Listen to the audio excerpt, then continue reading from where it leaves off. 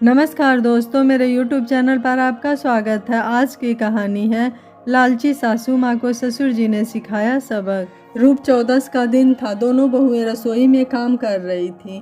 कल दिवाली है तो मिठाइयाँ वगैरह भी तो बनानी है। नाश्ते के लिए मठरी और नमक पारे भी बनाने थे। सबको खाना खिलाने के बाद बस अब यही काम कर रही थी। आखिर दोपहर के 3 बजे जाकर दोनों काम से फ्री हुई। रसोई से बाहर आते समय अनु ने अपनी जेठानी विद्या से कहा, जीजी चलो काम तो हो ही गया, अब थोड़े बहुत अपने पर भी ध्यान देते हैं। आखिर रूप चौदस का दिन है, श्रृंगार तो हमारा भी बनता है। हाँ अनु, चलो थोड़ा उपटन लगा लेते हैं। दिवाली की साफ सफाई और काम में वैसे भी हाथ पैर कैसे हो गए हैं, और कल तो वक्त मिलेगा नहीं, इसलिए जो सोने चांदी के हल्के फुल्के गहने पहनने हैं वो अभी पहन लेते हैं। अरे हाँ जीजी, पर पहले मैं अपने गहने मम्मी जी से ले आऊँ। हार सेट भी ले आती हूँ, कल कहाँ मम्मी जी से मांगूंगी। लाकर अपनी अलमारी में अभी रख देती हूँ, कल पहन लूँगी। कहकर अनु मम्मी जी के कमरे की तरफ चली गई और विद्या वहीं खड़ी रह गई। कमरे में गई तो देखा मम्मी जी अपने श्रृंगार में लगी हुई थी। बालों में मेहंदी लगाए, हाथ पैरों में उपटन लगाए बैठी थी। अनु को कमरे में देखते ही बोली, क्या हुआ छोटी बहू, कुछ चाहिए था? मम्मी जी, मुझे मेरे गहने चाहिए थे, कल तो वक्त मिलेगा नहीं तो सोचा आज ही हल्के फुल्के गहने पहन लूँ। सासू माँ ने अनु को ऊपर से नीचे की तरफ देखा, फिर कहा, अभी तो मैं उपटन लगाए बैठी हूँ, बाद में देखती हूँ। ठीक है मम्मी जी, कहकर अनु बाहर आ गई। बाहर आई तो देखा विद्या अभी भी वहीं खड़ी थी।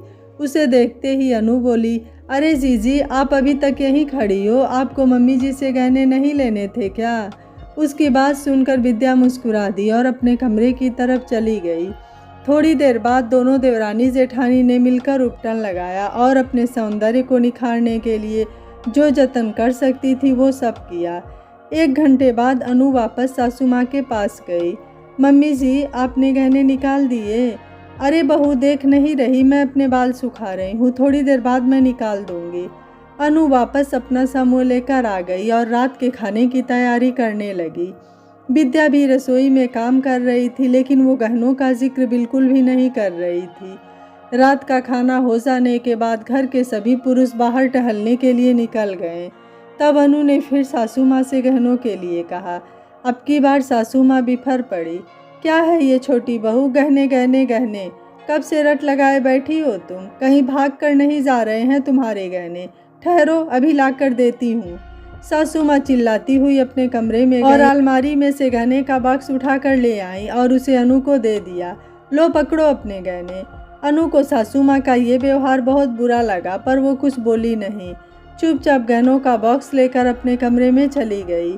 कमरे में जाकर गहनों का बॉक्स खोला तो उसके होश ही उड़ गए। उस बॉक्स में तो हल्के फुल्के गहने रखे हुए थे, बाकी के गहने गायब थे। पापा का दिया हुआ रानी सेट, सोने के कंगन और ससुराल की तरफ से चढ़ाए गए हार सेट, चूड़ियाँ सब गायब थी। बस कानों के टॉप्स, पायल, बिछिया जैसी चीज़ें ही रखी हुई थी। अनु बॉक्स लेकर सासू माँ के कमरे में गई। मम्मी जी, इसमें तो गहने हैं ही नहीं। क्या बकवास कर रही है, ठीक से देख।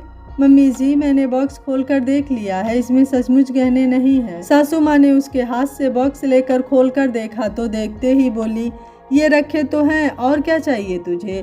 पर इसमें पूरे गहने नहीं हैं। इसमें रानी सेट, सोने के कंगन और आप लोगों की तरफ से चढ़ाए हुए गहने नहीं हैं। जो गहने हमने चढ़ाए थे वो तो मेरे गहने थे, तो मैंने उसे अपने पास ही रख लिया। और रही बात तेरे रानी सेट और सोने के कंगन की, तो याद कर जब तू शादी होकर आई थी और 5 महीने बाद तेरा अपेंडिक्स का ऑपरेशन कराना पड़ा था, तो उसमें कितना खर्चा हुआ था? सारा खर्चा हमने किया था, इसलिए वो गहने मैंने रख लिए। तेरे माँ बाप ने तो अपनी बीमार बेटी दी थी हमारा खर्चा कराने के लिए। सासू माँ की बातें सुनकर अनु के होश उड़ गए। कोई औरत ऐसी भी हो सकती है? इससे पहले कि अनु कुछ कह पाती, सासू माँ पैर पटकती हुई अपने कमरे में जाकर बैठ गई। अनु की आंखों में आंसू आ गए। उस समय विद्या ने आकर उसको संभाला और उसे उसके कमरे में ले गई। विद्या का हाथ पकड़कर अनु रो पड़ी। जीजी, मम्मी जी मेरे साथ ऐसा कैसे कर सकती हैं? मैं भी तो इसी घर की बहू हूँ। अगर मेरा ऑपरेशन शादी के बाद हुआ तो मेरे माता पिता खर्चा क्यों करेंगे? वो कुछ भी कर सकती हैं, मेरे साथ भी ऐसा कर चुकी हैं। शुक्र है तुम्हें कुछ चीज़ें तो वापस तो दी। मुझे तो वो भी नहीं मिली थी, वो भी सिर्फ इसलिए कि मेरा मायका संपन्न नहीं था, तो दहेज की भरपाई के लिए जो मायके वालों ने गहने दिए थे वो उन्होंने रख लिए। हर बार त्योहारों पर मैं आर्टिफिशियल ज्वेलरी ही पहन कर रहती हूँ और पता है वो सबसे कहती फिरती हैं कि मुझे गहने पहनने का शौक नहीं है। अरे भला किस औरत को गहने पहनने का शौक नहीं होता?